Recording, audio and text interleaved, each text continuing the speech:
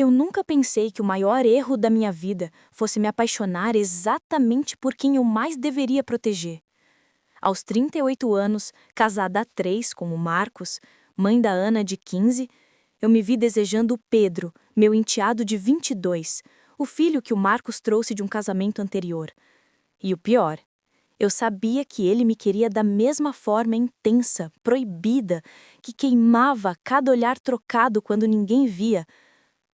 Tudo começou devagar, como uma faísca que a gente acha que pode controlar até que virou incêndio e quase destruiu nossa família inteira. Eu conheci o Marcos quando o Pedro tinha 17 anos. Ele era um adolescente quieto, alto, com aqueles olhos verdes que pareciam carregar o mundo nas costas depois da mãe ter ido embora. Eu entrei na vida deles tentando ser a mulher que o Marcos merecia e a madrasta que o Pedro precisava. No começo era só carinho de família.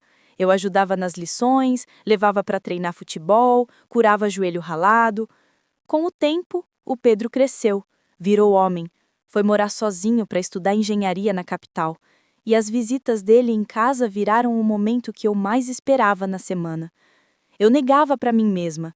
Dizia que era orgulho de madrasta, mas quando ele chegava de mochila nas costas, abraçava forte demais e demorava a me soltar, meu corpo inteiro respondia de um jeito que eu não sentia faz tempo, desde a juventude.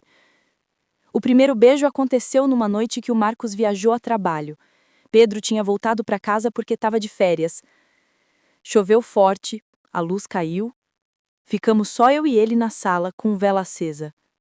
Conversamos por horas, sobre tudo. Sobre a mãe dele, que nunca mais ligou, sobre o medo dele de virar adulto, sobre como eu me sentia invisível do casamento às vezes. E em algum momento nossas mãos se tocaram. Não tiramos. Ele olhou para mim com uma intensidade que me fez tremer e disse baixinho: "Você é a única pessoa que me faz sentir que eu tenho casa." Eu devia ter me levantado. Devia ter dito que era errado. Mas eu me aproximei e beijei ele. Foi lento, cheio de culpa e desejo misturados, e durou o tempo suficiente para eu saber que não tinha mais volta. Depois daquela noite, vivemos um jogo perigoso. Mensagens escondidas, encontros rápidos quando o Marcos viajava, toques disfarçados na frente de todo mundo. Eu vivia dividida, mãe da Ana, esposa do Marcos e amante do filho dele. Me odiava todas as manhãs, mas à noite, quando ele me mandava "sinto sua falta", meu corpo inteiro respondia como se tivesse 18 anos de novo. Teve uma vez que quase fomos pegos. O Marcos chegou de viagem mais cedo. Pedro estava no meu quarto. Eu tranquei a porta do banheiro, fingi que estava tomando banho, enquanto Pedro saiu pela janela do segundo andar como um adolescente fugindo de castigo. Quando Marcos me abraçou na cama aquela noite, eu chorei sem ele perceber. Se você já se sentiu preso entre o que é certo e o que o coração grita, se inscreva agora no canal e fica comigo até o fim dessa história, porque o que veio depois foi o inferno e a salvação ao mesmo tempo. Os meses foram passando e a culpa foi crescendo mais que o desejo. Pedro começou a beber demais, a faltar aula, a me cobrar mais tempo, mais futuro. Eu vivia em pânico da Ana perceber, do Marcos desconfiar. Uma noite, depois de fazer amor no carro estacionado numa rua escura, Pedro segurou meu rosto e disse: "Eu te amo de verdade. Vamos embora juntos. Eu assumo tudo." Naquele momento, eu vi o tamanho do estrago que a gente estava causando. Eu vi minha filha de 15 anos perdendo o pai e o irmão de uma vez. Vi o Marcos, um homem bom que não merecia isso, sendo destruído. Voltei para casa chorando o caminho inteiro e tomei a decisão mais difícil da minha vida.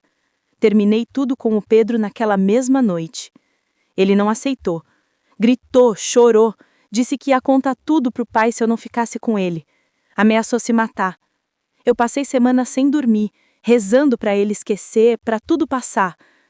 Até que um dia, o Marcos chegou do trabalho mais cedo e encontrou o Pedro bêbado no quarto dele, chorando com o celular na mão, lendo nossas mensagens antigas. O Marcos não gritou.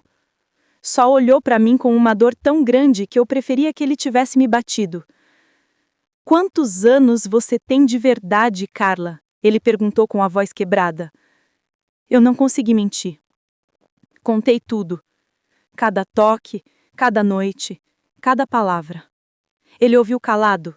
Depois pegou uma mala e foi embora, sem dizer para onde. Os dias seguintes foram um vazio que eu nunca senti igual.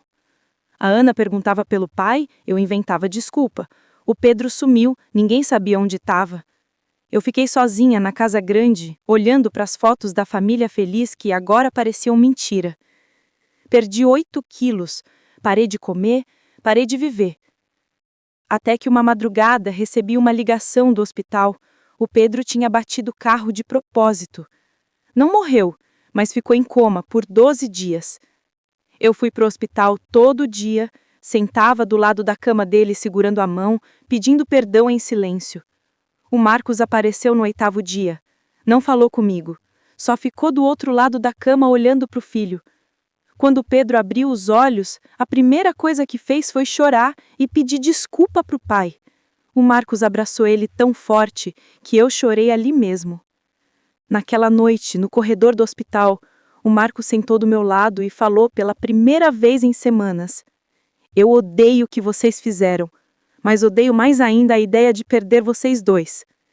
Ele disse que ia precisar de tempo, que talvez nunca esquecesse, mas que a família que a gente construiu era maior que o erro. Pediu para eu ir para terapia com ele, pediu para a gente reconstruir devagar. E eu aceitei, porque era a única chance de não perder tudo de vez. Foram 2 anos duros. O Pedro foi morar em outra cidade, fez tratamento, hoje está casado, tem uma filha linda que chama Ana de Tia. O Marcos e eu dormimos em quartos separados por quase 1 ano. Fizemos terapia de casal toda semana, choramos, gritamos, nos calamos, mas nunca desistimos. Teve dia que eu achava que não ia dar certo, que a dor era grande demais. Mas teve um dia que o Marcos me puxou para dança na cozinha, como no começo do namoro, e eu chorei nos braços dele percebendo que a gente tinha sobrevivido.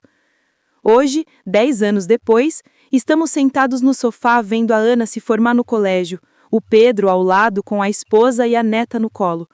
Eu olho para essa foto e sinto uma gratidão que não explica.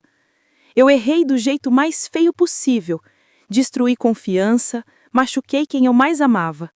Mas também aprendi que amor de verdade não é o que nunca falha, é o que escolhe ficar mesmo depois da falha. É o que perdoa 70 vezes 7 como Marcos fez comigo. É o que transforma arrependimento em redenção. Se um dia você estiver no fundo do poço por causa de um erro que parece imperdoável, lembra da minha história. O amor que vale a pena não é o perfeito, é o que aguenta o tranco, que olha para o pior de nós e decide ficar mesmo assim, porque família não é só sangue, é escolha, todo santo dia. Obrigada por ter ficado comigo até o fim. Se essa história tocou seu coração de algum jeito, deixa o like, se inscreve no canal e ativa o sininho, porque ainda tem muita vida real para contar. E eu prometo, nenhuma delas vai te deixar igual.